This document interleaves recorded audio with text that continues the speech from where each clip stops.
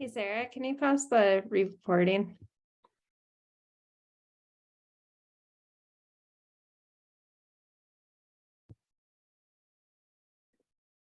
Also, hi to our captioner, Sarah. It's a little confusing because you're both named Sarah, but I'm just going to stop Hi, thanks. or, but Sarah Nandi, can you stop the recording? And for captioner, Sarah, Sarah is going to give you full captioning stuff in a second. Okay, sounds good. I'm just waiting to, oh, nice, cool. I'm now co-host, cool. Here. Awesome. You should sit, but Sarah, perfect, nice. Bienvenue, welcome. Thank you everyone for coming to the 77th event of Disrupting Disruptions, the Feminist and Accessible Publishing, Communications, and Tech Speaker and Workshop Series. I'm Dr. Alex Ketchum, and I'm a professor of feminist and social justice studies at McGill and the organizer of this series. The Feminist and Accessible Publishing, Communications, and Technology Speaker and Workshop Series seeks to bring together scholars, creators, people in industry, working at the intersections of digital humanities, computer science, feminist studies, disability studies, communication studies, LGBTQ studies, history, and critical race theory. I'm so excited to welcome you all. This is currently the last scheduled event for this semester. However, please keep checking back on our website or follow us on Eventbrite, Facebook, or Twitter for more updates. You can find our full schedule as well as video recordings of our past events at disruptingdisruptions.com. So that's the redirect URL, disruptingdisruptions.com. The other URL is way too long to remember. You can also find our list of sponsors, including Shirk, Milieu, Mila Verkuf, and more. Tonight, we have a Q&A option available. So throughout the event, you may type your questions in the question and answer box, and it'll be sometime during the second part of the event for Dr. Hannah Zeavin to answer them. We can't guarantee that every question will be answered, but we are grateful for the discussion that you generate. Thank you to our captioner for today, Sarah. As we welcome you into our homes and our offices through Zoom, and you welcome us into yours, let's be mindful of space and place. As many of you know, past series speakers Suzanne Kite and Jess McLean have pointed to the physical and material impacts of the digital world. While many of our events this semester are virtual or hybrid, everything that we do is tied to the land and the space that we are on. We must always be mindful of the lands that the servers enabling our virtual events are on. Furthermore, as the series seeks to draw attention to power relations that have been invisibilized, it's important to acknowledge Canada's long colonial history and current political practices. This series is affiliated with the Institute for Gender, Sexuality, and Feminist Studies of McGill University. McGill is located in Tiohtià:ke on unceded Kanien'kehá:ka territory. Furthermore, the ongoing organizing efforts led by Indigenous communities, water protectors, and people involved in land back movements make clear the ever-present and ongoing colonial violence in Canada. Interwoven with this history of colonization is one of enslavement and racism. This university's namesake, James McGill, enslaved Black and Indigenous peoples. It was part from the money that he acquired through these violent acts that McGill University was founded. These histories are here with us in this space and inform the conversations we have today.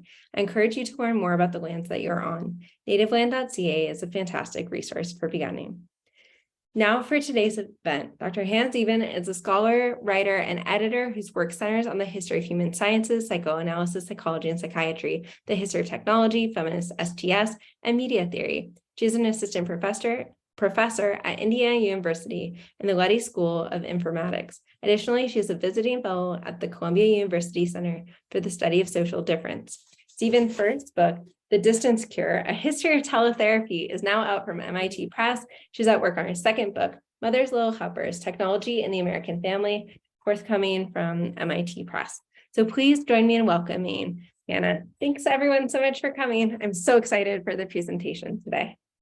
Thank you so much, Alex and Sarah and everyone who's here. This series is just incredible. And Alex, all of the work that you do is so incredible, but I just really admire the way that you persistently are working to make community across and in our field. So thank you for letting me be part. I'm going to give this talk, Auto-Intimacy, Algorithmic Therapies and Care of the Self. Will really draw on the work from my first book, but I'm happy to talk about any of the other things Alex mentioned in the Q&A as well. So I'm going to, as I said, be drawing on a set of cases from this book, The Distance Cure, A History of Teletherapy, which came out in summer of 2021. The book takes under consideration one relationship between therapists, quite broadly defined, and patients. The Distance Cure makes several interventions via examining the therapist and their patient working at distance from one another.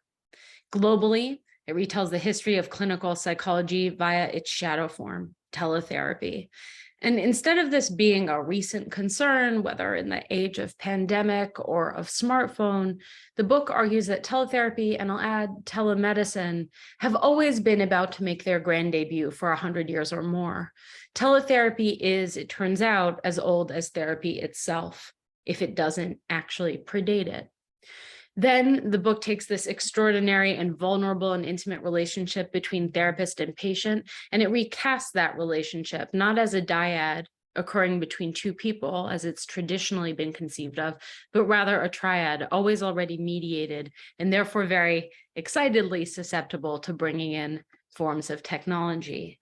I argue that ever since Freud stopped laying hands on his patients as part of hypnosis, which was probably a good idea, some intervening distance has always been present between patient and therapists. Then I proceed to look at how patients and therapists have bridged that distance in order for communication to happen. Mediated, networked, and teletherapeutic relationships physically literalize that separation, even as they work to overcome it and to diminish it. And as I conducted my research in order to make this critical history of teletherapy across the 20th and into the 21st century, it turns out that teletherapy has almost always attended crisis. Whether that's the Blitz in London in World War II, the War for Liberation in Algeria, a suicide epidemic in San Francisco, and of course, in our current pandemic unfolding right now. And I'm going to return to sort of crisis and mental health crisis in this talk. But for now, while each of these cases are obviously quite different from one another, quite different in terms of their socio-political and geographical locations, also their temporalities, I unite them by making the claim that distance isn't the opposite of presence, absence is. So if tele isn't an absence, as we've traditionally, I argue, misunderstood it, what is it? And the book elaborates various forms of what I call distanced intimacy, one of which I'll be speaking about today, auto-intimacy. So I'll be speaking about some of the concerns driving AI therapy, which of course has been recently in the news again, along with any other field touched by ChatGPT. And I want to talk about how we arrived at our present moment of increasingly pervasive presence of algorithmic AI and virtual humans in mental health care. To do so, I'm going to trace how we got from a tape recorder as therapy to the most sophisticated attempts at automating and scripting therapeutic interaction. I'm going to first provide some background for how I think about algorithmic therapies, and then I'll take us pretty briefly through the history and culture of algorithmic care in the 1960s and 70s to analyze the models of mind at mid-century that emerged and were very friendly immediately to being turned into computational models, look at the phenomenon of algorithmic care in our present, and conclude with some brief thoughts about how this history can help us at the level of policy decisions about who should receive this kind of care and when, if at all.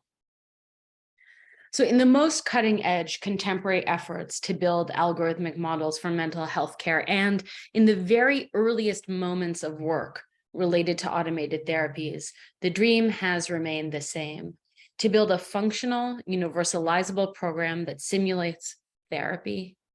Whether these attempts fail or succeed, and I'm going to argue they mostly fail, this type of mental health treatment codes expertise into a program to seemingly, although not actually, code out the acting human expert. It is the move from a simulation of an interpersonal relationship in service of psychological growth to an intrapersonal, self-sufficient regimen. And these, the therapist stand-ins, remove one term from that triad central to my book of patient, therapist, and media by combining two, the technology and the expert, leaving the feeling, the appearance of a technology alone with the patient.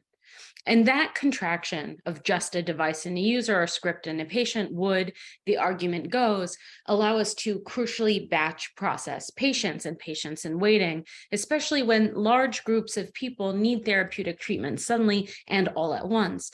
And as I said in the opening, teletherapy almost always is innovated during, adopted in, and generally attends crisis and other forms of crisis communication.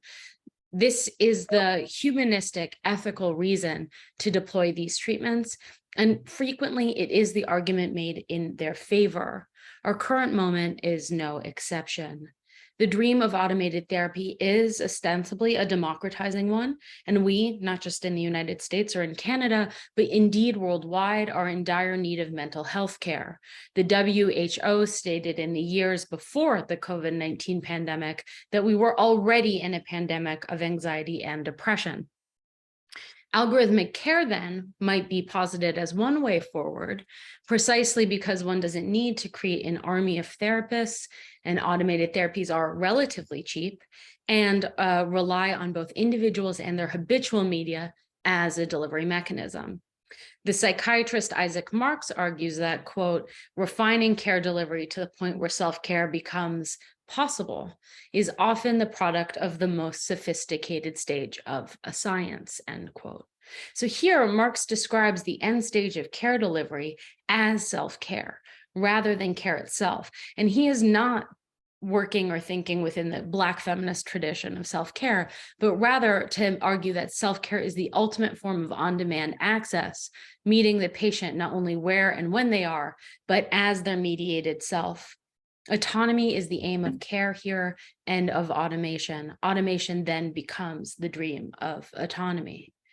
So in the pandemic, almost every single form of teletherapy is exploding. It's gaining new users exponentially.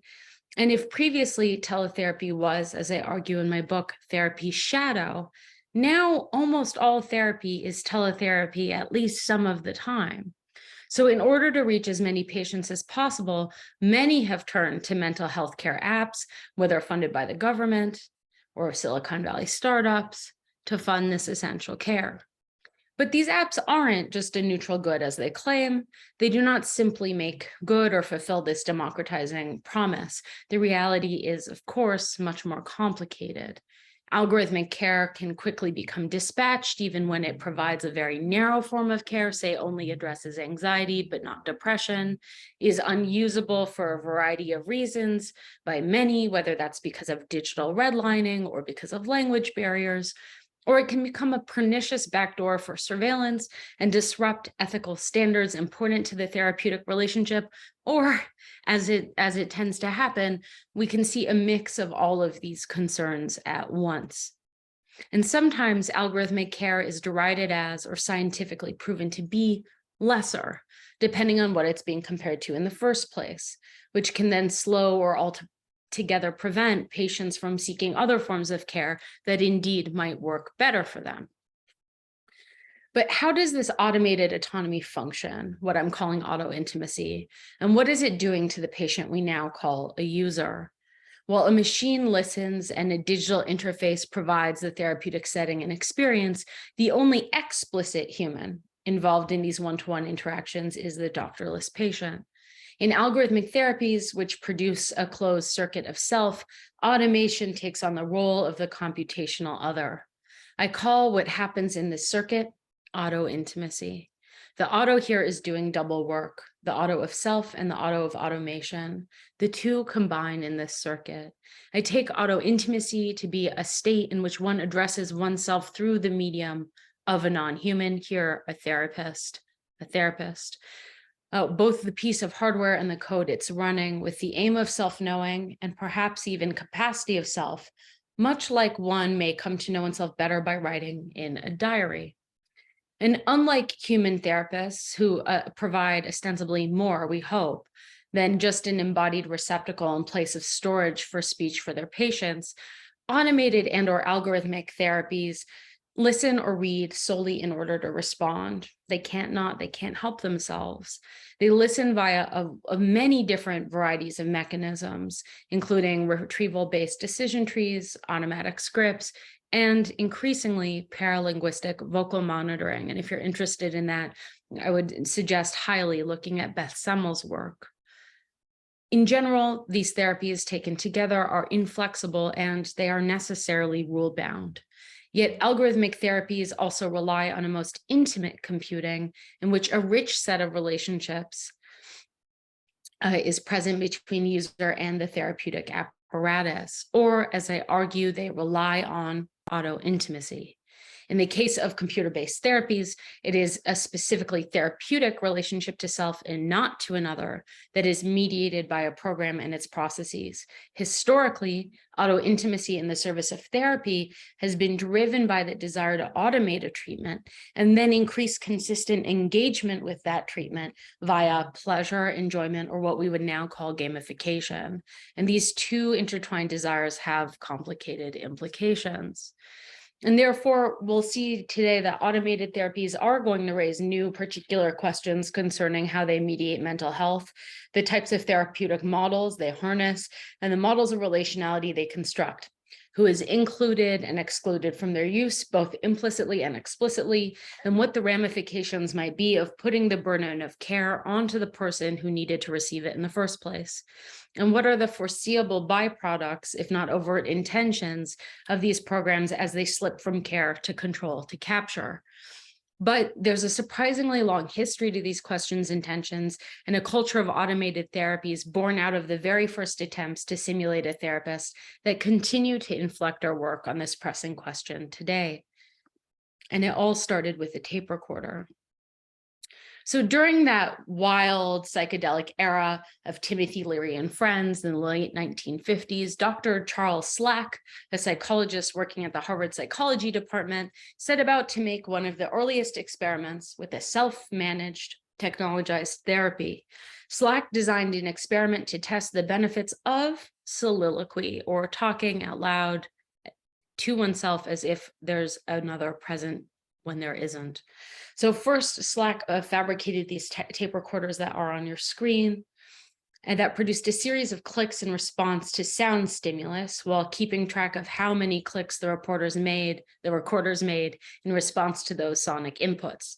So Slack gave these to quote unquote teenage gang members from Cambridge, end quote, and paid them to be his experimental subjects. The subjects were to speak into the tape recorder without any human witness or interlocutor.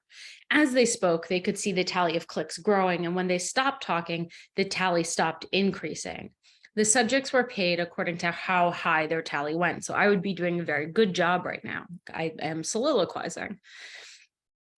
The subjects were then sent out into Cambridge with this automated ticker, and the scaled payment plus the ticker were enough stimulus and response to incentivize the subjects to have a conversation with themselves.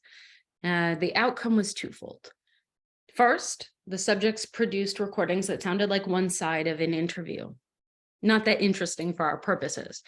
But moreover, and secondly, quote, some of the participants said they felt better for having talked this way, end quote. Dr. Charles Slack had inadvertently built a speech-based self-soothing device that made use of human-machine interaction, and of course, the influence of cash. So soliloquy before a non-human other was not therapy per se, it accessed instead a cathartic function. And it gave on to this palliative care via the gamification of speech. Just some 7 years later, across Cambridge at MIT, Joseph Weizenbaum would debut his 1966 program ELIZA, which took the idea of mechanized soliloquy to a whole new level. And you have to forgive me, ELIZA is one of the most written about therapeutic artifacts, even though it or she was not designed to perform and arguably did not provide therapy. But the story of AI therapy is incomplete without her.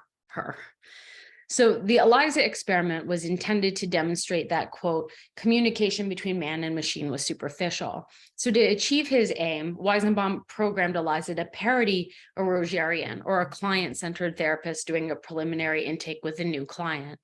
So a Rogerian therapist is one who seeks to ask questions that are empathetic and demonstrate unconditional positive regard for the client. So one way this is accomplished in the Rogerian clinic is by reflecting back what the client has just said as a question. So I don't have any sisters. Stereotypically, if a patient were to say, I hate my sister, The therapist might respond, "You hate your sister?" Or even, "Can you elaborate on hating your sister? Tell me more about hating your sister," and so on. This is what Eliza was programmed to do, just reframe the content supplied her via the interrogative of the Rogerian. And this it's called, the term of art is lexical entrainment. It's used everywhere today in customer service, chatbots, etc. It originates with Eliza. It's the first time it appeared. For Weizenbaum, his work wasn't a question of fidelity to a psychological practice. All he did in choosing the Rogerian script was that it would allow him to show that all that the machine was doing was this kind of mimicry. It was going to solve his problem. It wasn't about making an AI therapist or have anyone manage their feelings or make them disclose anything personal. It wasn't, that was very much an unintended set of consequences. And that is indeed how people used the script. In demonstrating Eliza and putting various folks into conversation with her at MIT, Weizenbaum was shocked by a number of non-superficial responses to the program, which he was compelled to call misinterpretations, and which spurred him to write his magnum opus, Computer Power and Human Reason. While Weizenbaum hoped to demonstrate that, quote, communication between man and machine was superficial, end quote, it wasn't so. Users liked Eliza. They enjoyed speaking with her. They wanted to do it again and again. Instead, Weizenbaum was presented with damning evidence that the user really did turn themselves into Eliza's patient. And in fact, they used her as a site of self-talk or self-pleasure, or what I call auto-intimacy. Here, the anthropomorphized media object hosts a kind of self-therapeutic activity, notably unlike the experience of traditional therapy, if anyone in the audience has been in it. Auto-intimate work is not typically experienced as work. This was crucial to the success of Eliza. It was a kind of self-therapy the user experienced as pleasurable, endlessly reporting, enjoying it, wanting to do it again. And part of that was that this kind of interaction with the computer was truly novel in its moment. But part of it was that it was experienced as a kind of emotional release, again, a catharsis, if not an outright therapy. Eliza was a very early chatbot and one of the first programs understood as ready to pass the Turing test. And put another way, as long as we've had chatbots, we've been trying specifically to automate therapy. And automating therapy has become a litmus test for various kinds of human-computer interaction success, even if this very first attempt was accidental. So if Weizenbaum was shocked that anyone wanted to talk to Eliza, he had a second surprise in store, which was that out there in the world, clinicians thought that therapy bots were a good idea. This made Weizenbaum mad, like absolutely furious, and he was incredulous. When he began to write about it in Computer Power and Human Reason, he addressed his critiques as openly to the field, but in reality, he was, as the kids would say now, subtweeting someone particular, which was Kenneth Colby, a psychiatrist and a former psychoanalyst who was working in Stanford's Department of Computer Science in the 1960s. And I'll just flag up now, we're going to meet a lot of former psychoanalysts in the 1960s, and this very much is a moment where former analysts are rejecting the Freudian model in favor of all kinds of new things. One of them was Kenneth Colby. And at Stanford, Colby pioneered his own chatbot, Shrink, which he characterized as, quote, a computer program that can conduct psychotherapeutic dialogue, meant to help as a psychotherapist does, and to respond as he does by questioning, clarifying, focusing, rephrasing, and occasionally interpreting, end quote.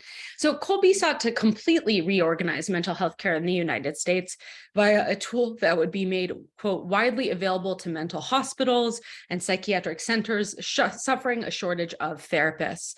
Several hundred patients an hour could be handled by a computer system designed for this purpose, end quote.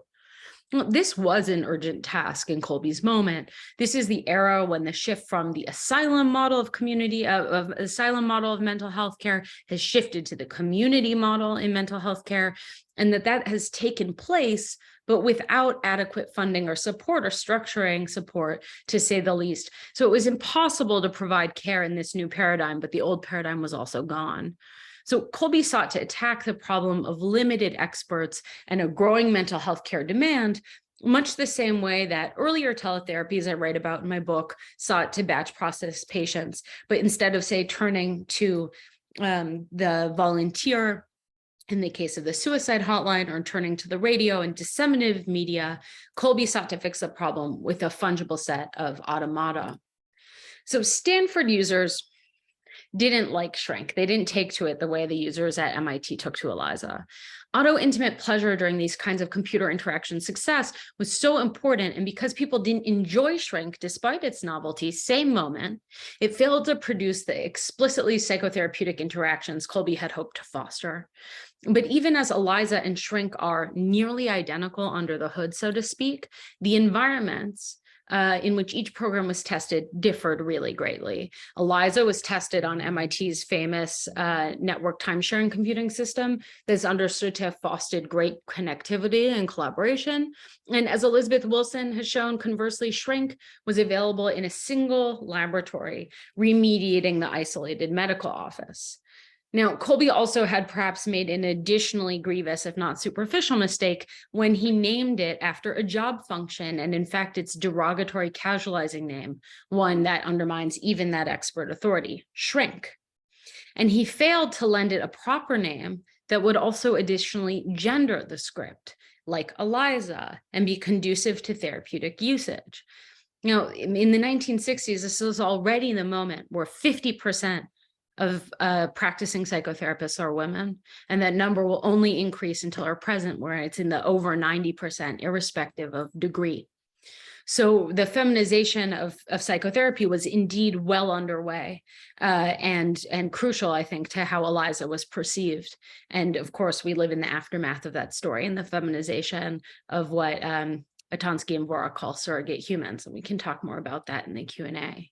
So ELIZA is a therapist, going by her first name. Shrink purported to be an MD without one. The intent of the programs, their environments, as well as the superficial presentation, shifted what kind of relationship it was possible to have with them, and therefore with the self through auto-intimacy. And it resulted in widely different kinds of emotional responses for each program.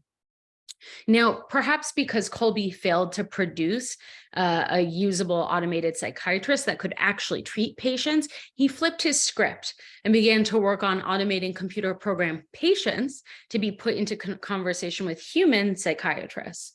So Kolbe's goal now was to build an interactive single complex in order to train psychiatrists to meet the very demands he had sought to fill with automated shrinks. The result of this was Perry in 1971, who was ostensibly a paranoid schizophrenic chatbot who was given a real name. Kolbe didn't make that mistake again, Frank Smith, and a personal history. Now, Perry passed the Turing test. Psychiatrists could not tell the difference between Perry and their real human patients diagnosed with paranoid schizophrenia who are using teletype at the ward. So eventually Perry, an interactive version of which was already hosted on ARPANET, would be put into conversation with ELIZA over ARPANET in September 1972 by Vint Cerf, who's considered one of the fathers of the internet, making a computer-to-computer therapy session one of the very first discussions ever held over TCP/IP. And at the end of it, ELIZA charged Perry $399.29 USD for her services, which is extremely expensive by 2023 standards. With inflation in US dollars, that'd be about $3,000 today.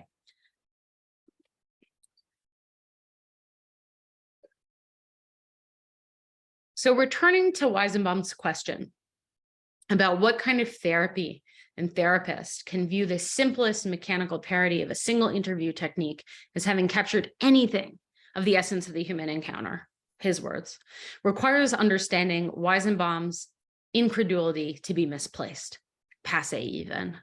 The kinds of therapy that were being newly practiced in the 1960s as ELIZA, Shrink, Perry, and all these other attempts to automate one side or the other of the supposed therapeutic dyad began to emerge had already indeed come to the conclusion that models of mind were best thought of as an information processor following rules.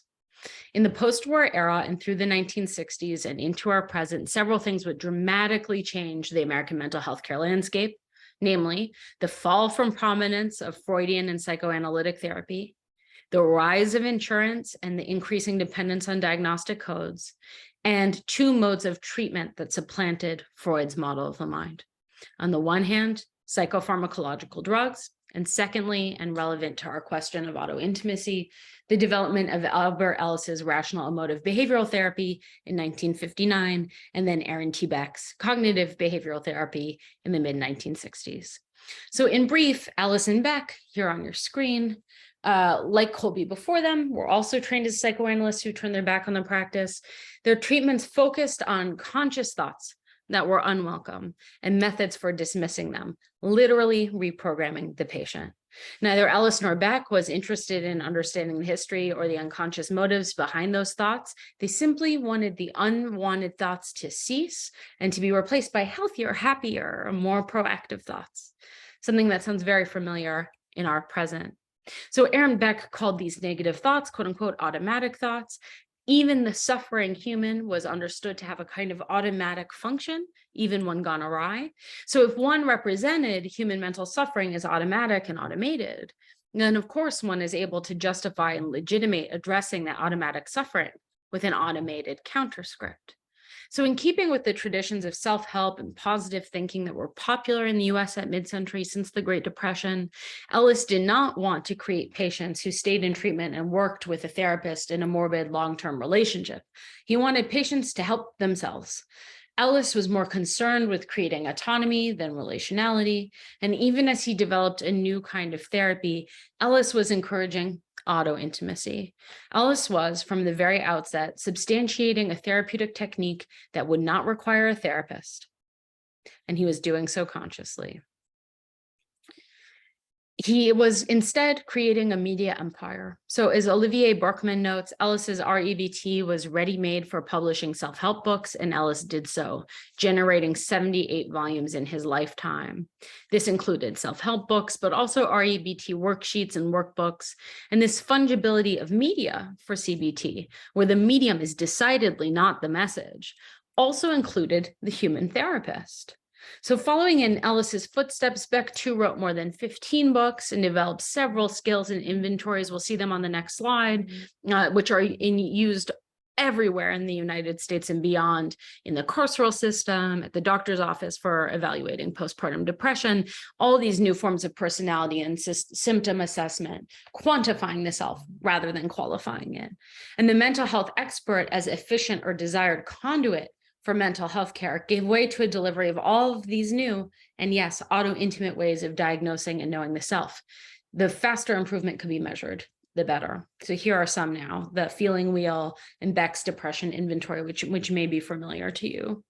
So at this moment that other mental health efforts are devaluating expertise by distributing the role of the expert listener across lay volunteers, which again, I write about in my book and I'm happy to talk about in the Q&A, but you can think not just the queer suicide hotline, but also consciousness raising groups, this kind of radical care moment of the 60s.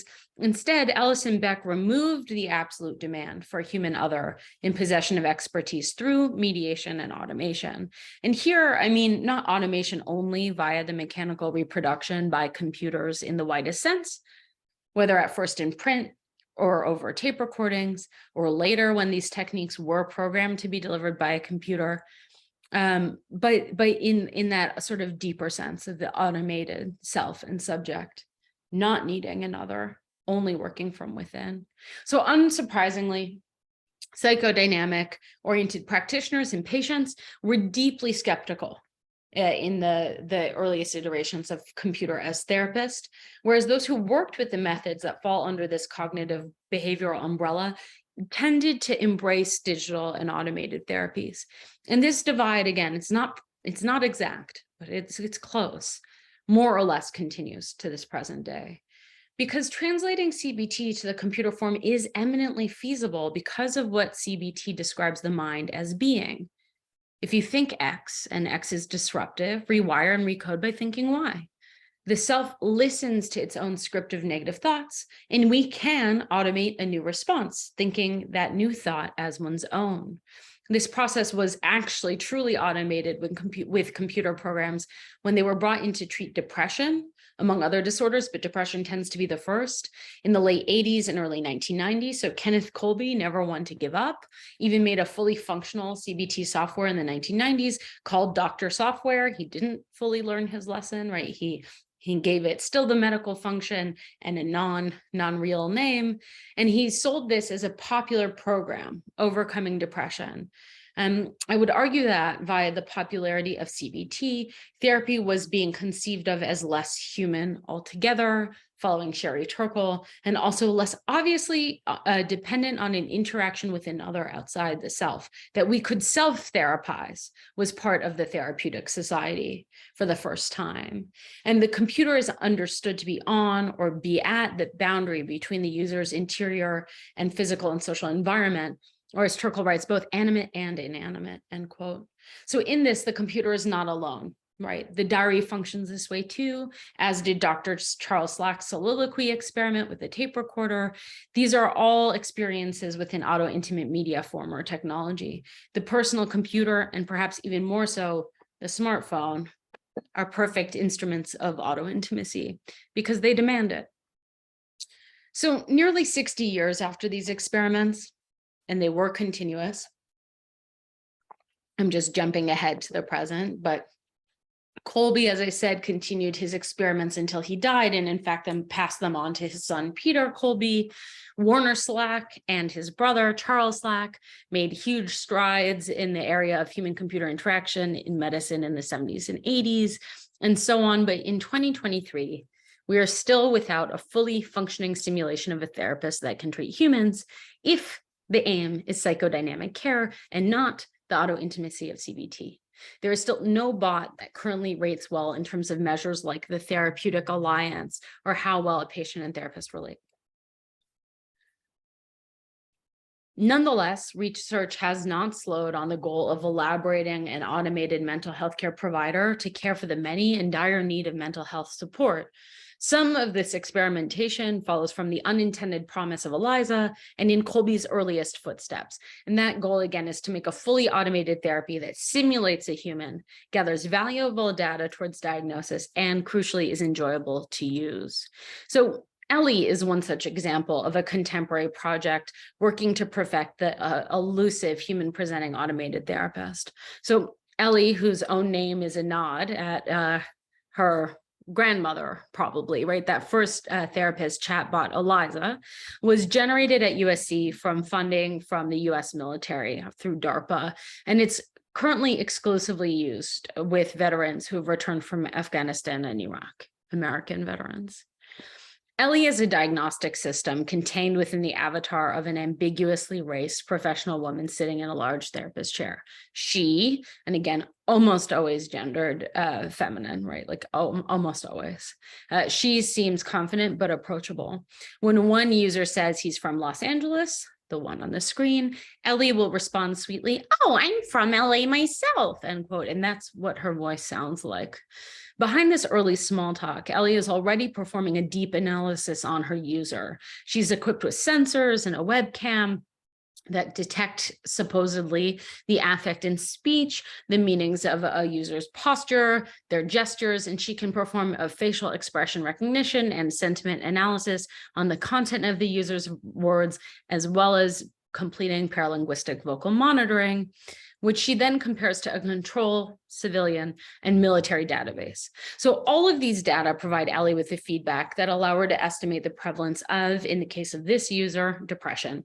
So for instance, those with depression, Ellie has been trained to think, don't pronounce their vowels ostensibly in the same way that non-depressed people do, because they move their facial muscles less.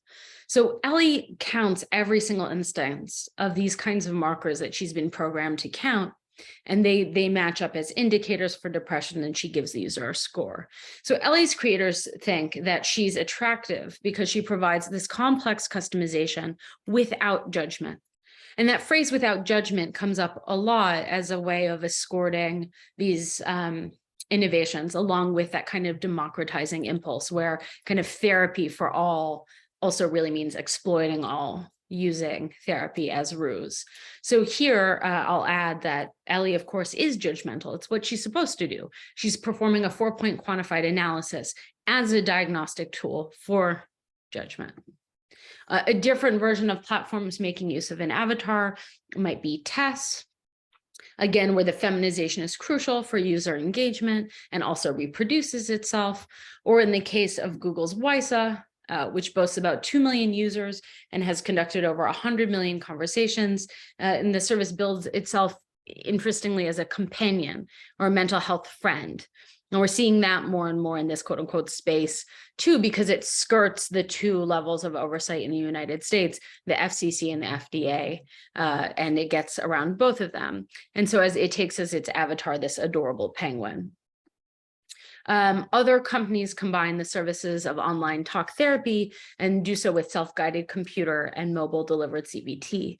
Joyable is a concierge digital mental health service that combines a 60-second quiz, which will, it claims, generate a complete emotional profile of its user, just in 60 seconds. That's all there is to emotionality. And with 5 minutes, it will give every single day automated cognitive activities.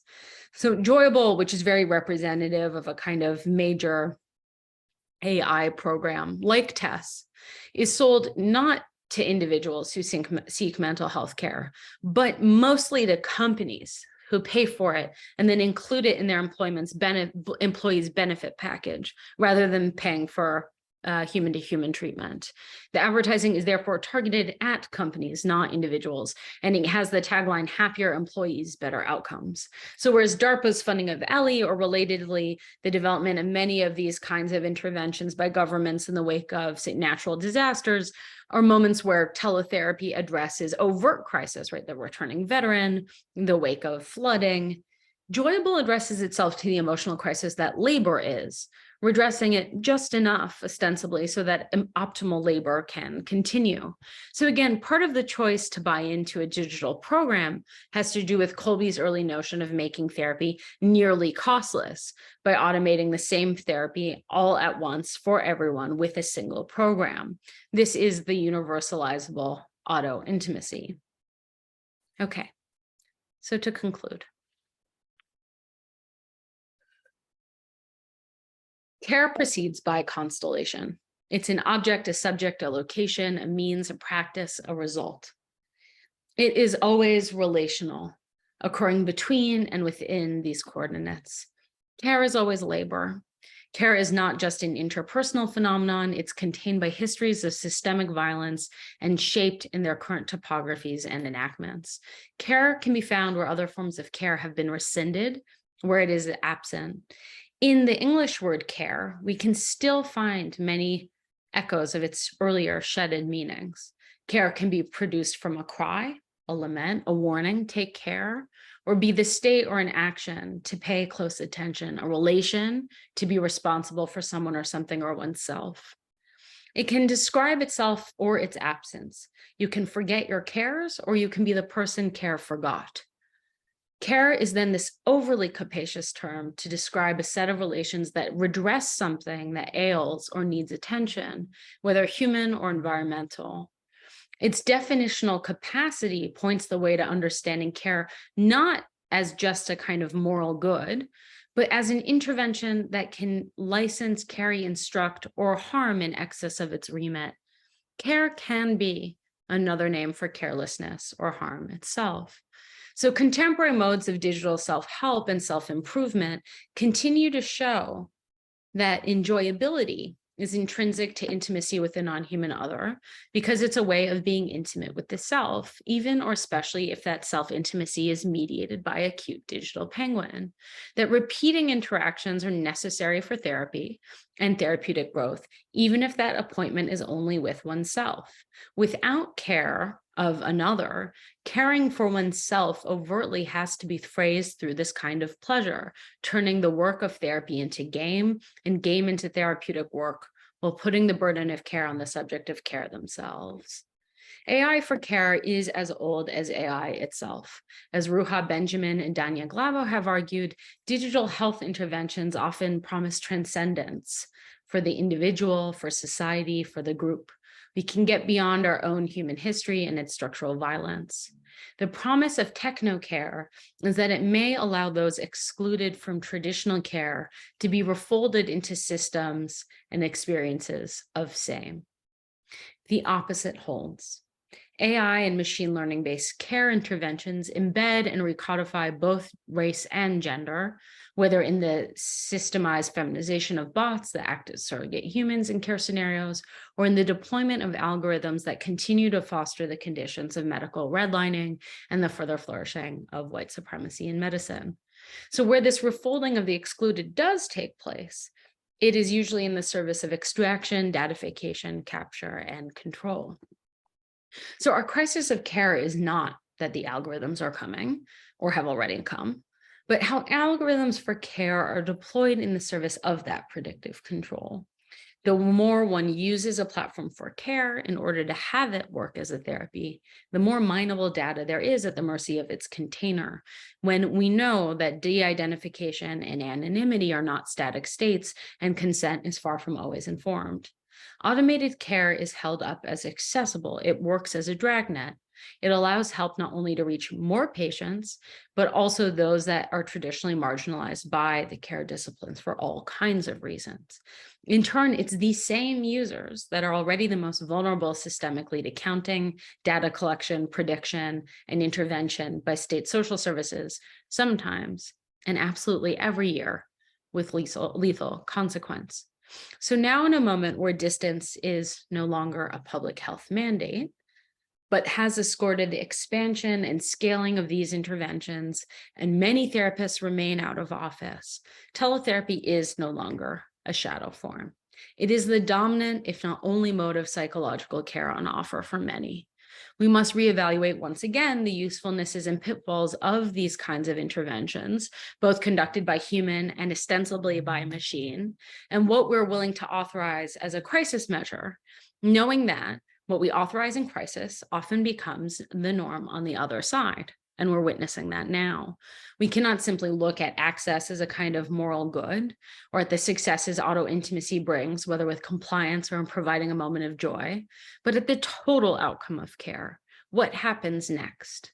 We cannot hope to enfold those who care forgot while repressing this central fact. Care is a tool, but it is also too often a weapon. Thank you so much for listening, and I look forward to talking with you all in the Q&A. Well, thank you so much for such a wonderful talk. That was so exciting. And again, I highly encourage folks to buy the book. It's so great and digs into these issues more. I want to remind folks we have a Q&A box below, so you can type in questions that you have and we'll read them aloud. I have a question to start us off. I mean, first of all, it was so cool to see the presentation with all the images, and I know there's some in the book. It was great to see Ellie, because that wasn't in the book, so that was exciting.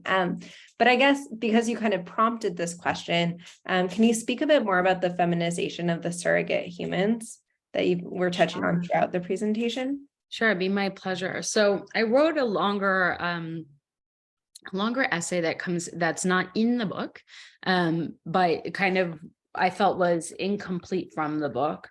Let me pull it up. It was for Dissent, which is a socialist magazine called Therapy with a Human Face. And I was trying to trace this kind of connection between both the feminization of bots, which has been remarked upon by, I don't know how to share it. How is it in 2023 after like living on Zoom? There are still things I don't know how to do, like share with an audience. Well, we don't have the chat open, so that could be why. Well, that's how. So it's in Dissent. That's why I can't figure it out, because it's impossible. It's in Dissent. It's not paywalled. You can also email me if you want it. The work of that essay was to try and trace out something I was seeing, which is that there was a new video game called Eliza, which was very sort of exciting to me, of course, because I'm a nerd. And I was like, well, how are we reimagining Eliza? You know, it was a few years ago now in 2020, pre-pandemic. And what was really shocking was the kind of pervasiveness of thinking about both the therapeutic worker and the bot as both being feminized. And I wanted to just start to trace out basically like the history of those statistics. When did therapy become feminized? Because if I close my eyes and imagine a therapist, I am going to imagine a cisgendered woman. Why? So that was the work of that piece, was to hook in and see how the kinds of responses, particularly within care, the care fields, the helping professions, respond to their own feminization, also in the digital representations of Zeavin. But they're also highly racialized. So Tao Fan writes really, really beautifully about this. I mentioned Vora and Atansky's book called Surrogate Humanity. And this is just trying to think very specifically about the therapeutic piece, which is strange because therapy became feminized not once, not twice, but 3 times over the course of the 20th century. And is this really interesting field for tracing out what it means to have labor become devalued as it becomes feminized. And when it becomes devalued, it can also become fungible with bots and other kinds of low-level interventions and technologies. And I think that's very much what we've seen, aided by a few other things in the mental health care space. Yeah, thank you, Alex. Awesome. I'm still encouraging people to write questions in the Q&A box. Please don't be shy. I mean, I have lots of questions, so I can keep going, but I really encourage you. Oh, it looks like we have one. Okay, questions from Alex, who writes, "Hi, Dr. Zeavin. I hope your mention of Perry's communication with Eliza was really interesting, and I looked up the transcript from their online therapy session. It's a pretty strange interaction, and it's fun to see how each program seemingly becomes frustrated in their limitations. I'm wondering, is there any practical application or reason to put AI bots in conversation?" Thanks so much, Alex. And I also find this actually really moving, that both bots get frustrated with the other one, because of course that is part of therapeutics. And, it's a very particular choice that Colby made to try and make a digital representation of a schizophrenic patient, who might not be being helped by his therapist, who doesn't have that training in the 1970s. Is a very intense, we could talk about it that way. In terms of the contemporary, I'm sure you could make an argument of why there's an application, which would be that you wouldn't have to train a bot on a human. So most recently, right, ChatGPT has been in the news for every field. Everyone who works on anything is being asked questions about how ChatGPT supposedly disrupts education, literacy, mis and disinformation. Okay, so me too, but about therapy. I'm just like, it's part of what happens. So the reason I've been being asked is because there was in fact a really bad experiment done on humans with ChatGPT. So Coco, which is it's a very interesting company. It grew out of the MIT Media Lab. The person was advised by Rosalind Picard, who has done a lot of intense work on and with autistic children and disability. So I highly recommend Jeff Nagy's work on sort of historicizing and critiquing that work of Picard's in the New Media Lab. So it's her students, and they're like, let's just move fast and break things and do some mental health on it. And the first thing they do is they try and make a platform that will allow peers to coach each other, which has a very long history. Okay, but then without telling anyone, they swapped out the peer with ChatGPT. And so they ran this experiment on humans who were suffering and in fact in crisis and often suicidal.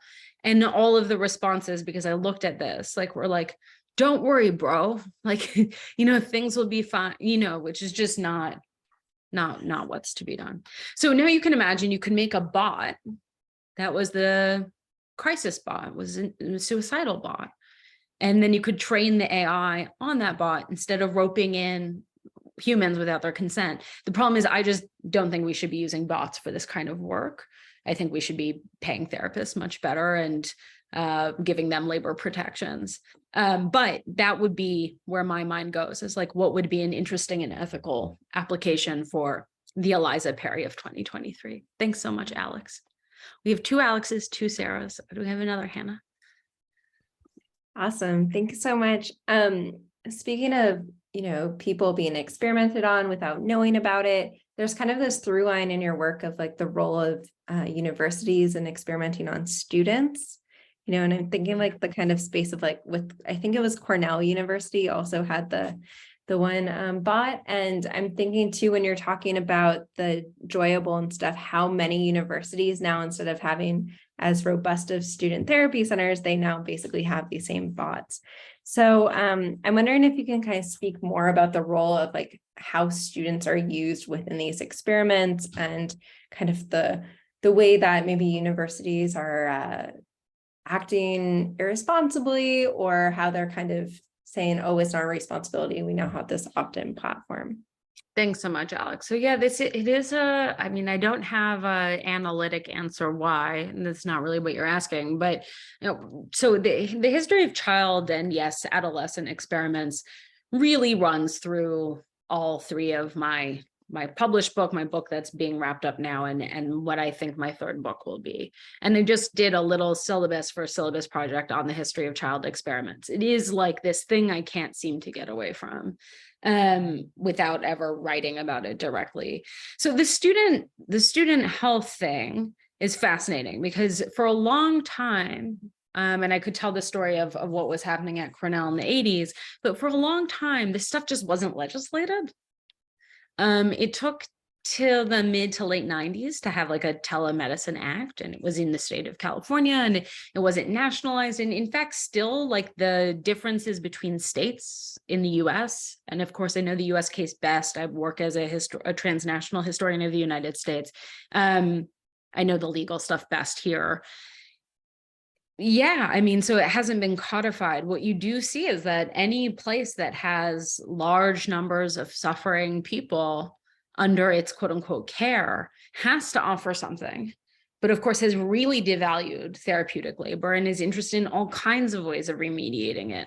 AI is one. So yeah, like my own university, I haven't looked into it yet, but just announced that we have a new care platform, and it's cutting edge or something, which just means fewer humans. That tends to be what that means. Or in the pandemic, most universities would write us, right? There was like a running joke amongst my friends from grad school. We're at universities flung across the world that universities were telling us to like get Calm, TM, and use the Calm app to meditate for 5 minutes. That has to do with this kind of history of scaling up mental health care and cutting costs. And is very much what's also at work in the more classical, probably what people think of when they think of teletherapy, like talk space, BetterHelp space. Universities know that students have long been in pain and in trouble and need care. And this is the latest way of trying to figure out how to, it's just, literally there's a political economic answer here, which is cut costs. And escorted by the pandemic, right? Well, now you don't have to come into the office, right? And on and on. And the last thing I'll say is I've heard anecdotally from a few people at those centers that there is something to that. Not the cutting of costs, but which I write about elsewhere in my book, that there is a value to distanced intimacy in the college setting.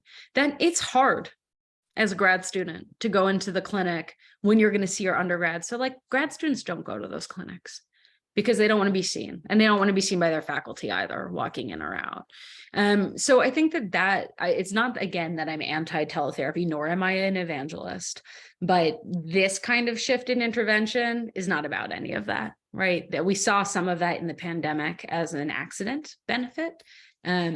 This is something quite else, more insidious. Thanks, Alex.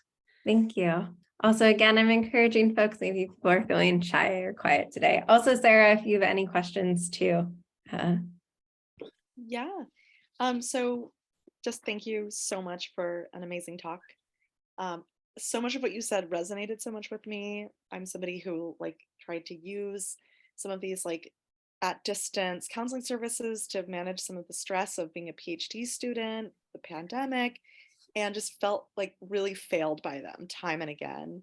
And it was always so interesting to me, just, being given a phone number to call that was really ended up being this kind of maze of, push this button, wait this time, someone will call you back. Oh, you missed the call. Now you have to wait another week. Oh, you're canceled now in the system.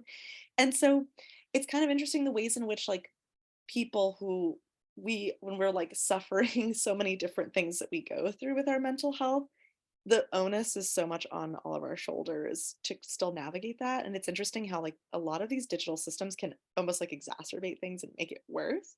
So that's like more of a comment. But the question in there is, we seem to be really facing this crisis in terms of access, which you touched on. You're obviously like much more aware of it than many people, I'm sure.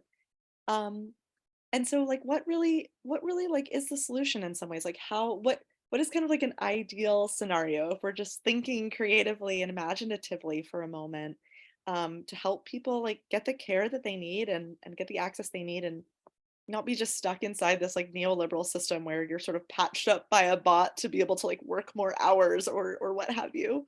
Yeah. Yeah. So what would be better than getting calm, TM? So I think you're right. Like, I think we overuse this word, but I think it's perfect, right? Like, this truly is neoliberal mental health care. It really is the sort of far end stage and concluding point of the therapeutic society, which of course could sound like a right wing, but it's not, right? Like, it's really an accurate description of what has happened in some ways. So you're basically asking, like, first of all, we would need to live otherwise, right? In many, many different ways for the care to look otherwise. At least this is how I think about the world. So within that, I think that one thing that I felt, this book was hard to write. There were, and I don't just mean like sitting down and that too, and we can talk about that also. I just want to say, we can talk about anything you want to talk about. But one of the things that was really hard to write about the book was every single day I had to ask myself, do I really think that no help is better than help at all? A lot of the time. The answer is yes. That was really hard to sit with. And part of that was because of all of the stories of people using, but whether it's BetterHelp or just your story just now, Sarah, or undergrads coming to talk with me once they figured out what I worked on, or the dozens and dozens of interviews I have did with providers. There's an air horn. But on the other hand, there was a great deal of hope. And hope is different from optimism, right? It doesn't mean I'm optimistic. I actually don't think I am. But there was hope, and there was hope in the kind of radical ways of not thinking, okay, you just add technology and everything's gonna be fine, sunshine. But instead, like, what infrastructures do we have? How can we seize that infrastructure? And what are, like, not to sound like really old school Canadian style, but like, what are the affordances of the telephone? And what can we do with it? And those kinds of, they're often much more small scale projects, were incredibly enlivening. So, it was the students who met 6 feet apart in a sharing circle every Tuesday on campus, rather than like that really frustrating experience. And I'm sorry of like, oh my God, this call and what am I going to do? I was at UC Berkeley in that part of the pandemic, that phase of the pandemic, and the students who organized mental health care referrals, which I was part of running, right? Like connecting people in the community who could see at what low fee, Like, it's just that kind of ad hoc is I think what we have, right? So it's that mandate, whether it comes from, the Young Lords who had a hotline, or a feminist exploration of the Black Panthers, and the same moment where instead in California, you could make a chatbot, or right, it's more this side of the story of teletherapy that I think, without completely living otherwise. And of course, all of those groups you just mentioned are revolutionary. So as they are working for their otherwise, that give me hope about what we can do. And it just really requires human creativity and really thinking with media, which all of those groups were really fascinated with. What does it mean to move around and bring care on a van? Is a very similar question. So thinking about the Young Lords, thinking about the Black Panthers, is a very similar question of what can we do with the telephone? And so there was all of that kind of investigation. And yeah, so just a plug for the fact that there are hopeful stories. I just didn't tell you one. And I'm sorry for that, Sarah. No, that's so great. Thank you so much. And like I said, it was a hard question because whenever we're kind of like solutions oriented, it's asking a lot. So thank you. That was a great answer. My pleasure. Should I go ahead and read there's 2 Yeah, questions. do you want to read Isabel's? Yeah. Awesome. Yeah. So Isabel commented or asked, has there been any formal statements by psychotherapists, the healthcare professionals on these AI forms of therapy? Do you think they would ever try to regulate them or adopt them in some way? Sure. Yes. So like the Psychotherapy Action Network has done a lot of work in the teletherapy space. Basically, again, it's as I said, so people who are interested in psychodynamic care are pretty anti all of the digital teletherapy. In fact, they were really anti like the Zoom form of therapy in ways that also upset me. Like much to my chagrin at the start of pandemic, it was kind of like anti-tech completely. Not only for bad reasons, right? Often for really good reasons. So there have been many formal statements, and it hasn't yet rescued back AI therapies under FCC or FDA oversight, but there is more of that move. So the FCC has started to really wake up in what I don't know anyone there. I'm very appreciative, mostly about data. And when data ethics is not enough in terms of mental health ethics. So crisis, that's a Freudian slip. Crisis text line last year got into a boodle of trouble for selling. It's more than 50% under 18 users suicide data to Loris AI, which makes customer service for chat and for like chatbots for Uber and Lyft. And the FCC made them like stop it the minute the story broke. I mean, they were really on it. And so there are these places where there is some oversight, where there is regulation.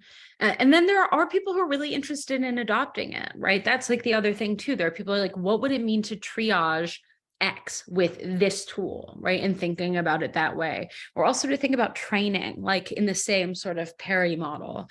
But yeah, Isabel, that's definitely something that's been fully in effect. And I know the Canadian government's been really interested in regulating AI for mental health care for, I don't know, 5 years, almost 4 years. I was up in Toronto, involved in those early efforts, spearheaded by Microsoft Research and a few other government partners. So like, I think in Canada, there is a more kind of overt interest in like get the regulation 5 years ago, rather than now where like in the US, people are like, wait, what?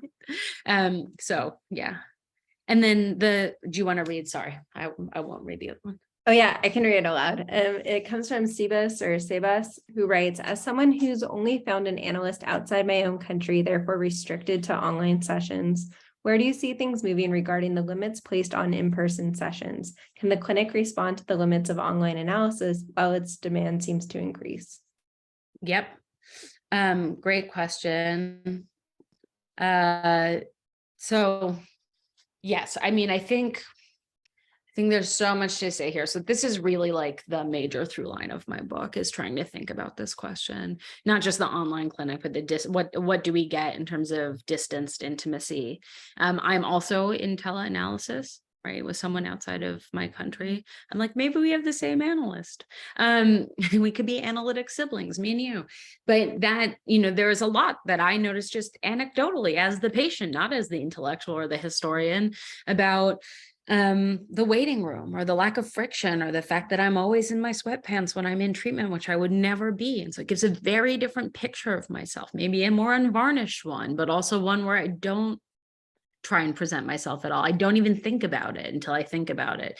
There are like all of that kind of restrictions. But what I argue in this book is that all of that is therapeutic data, because it all can be brought into treatment.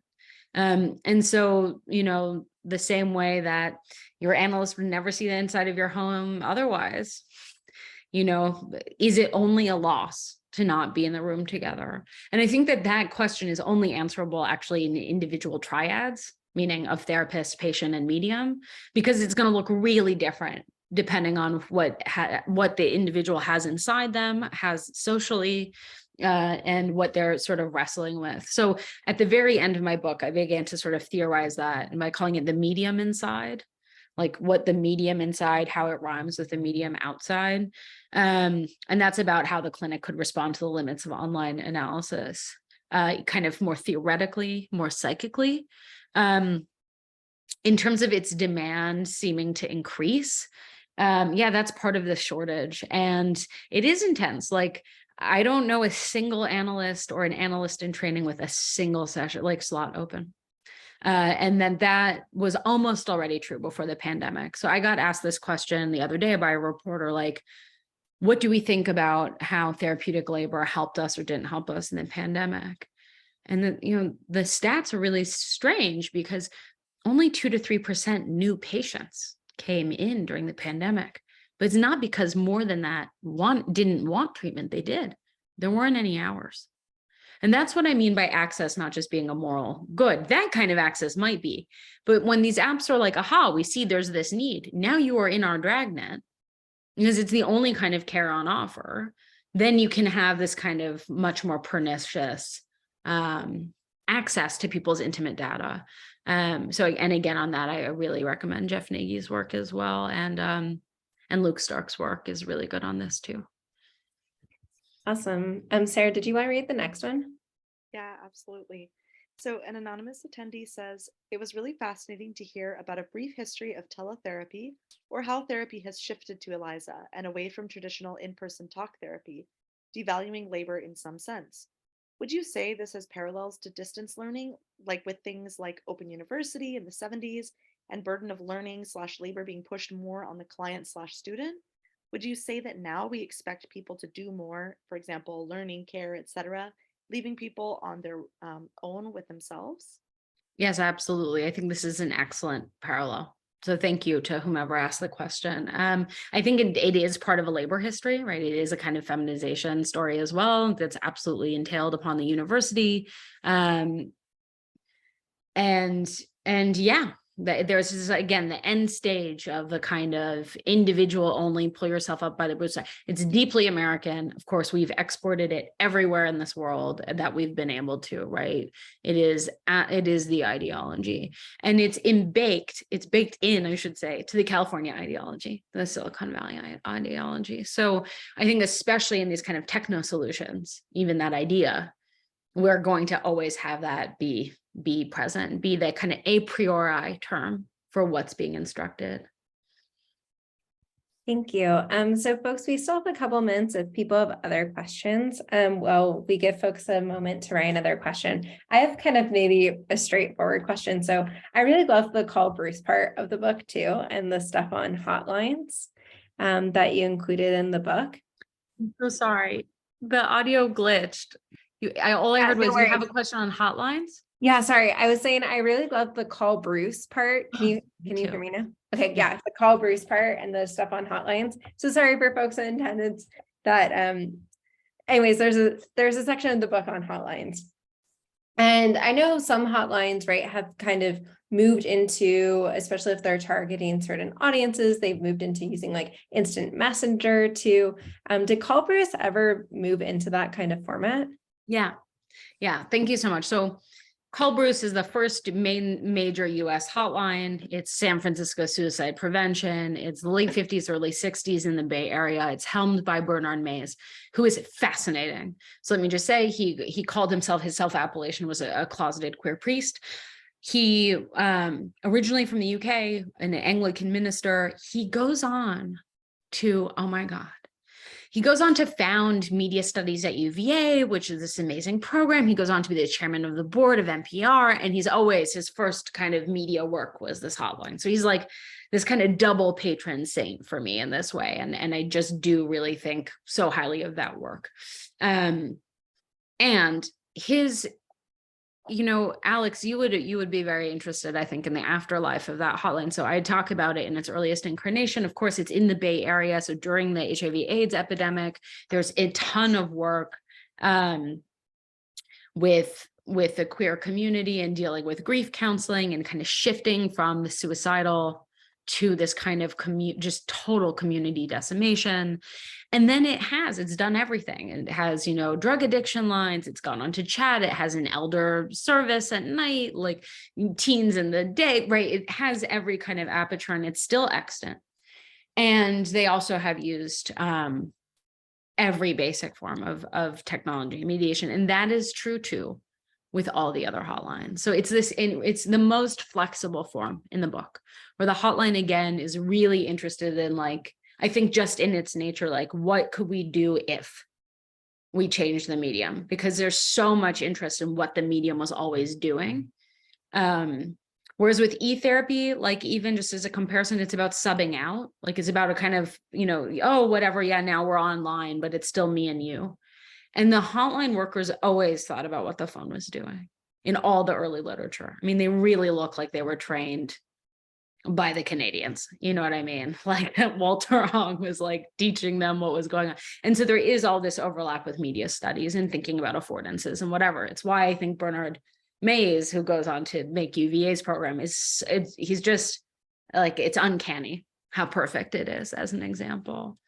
But yeah, they all have done that work.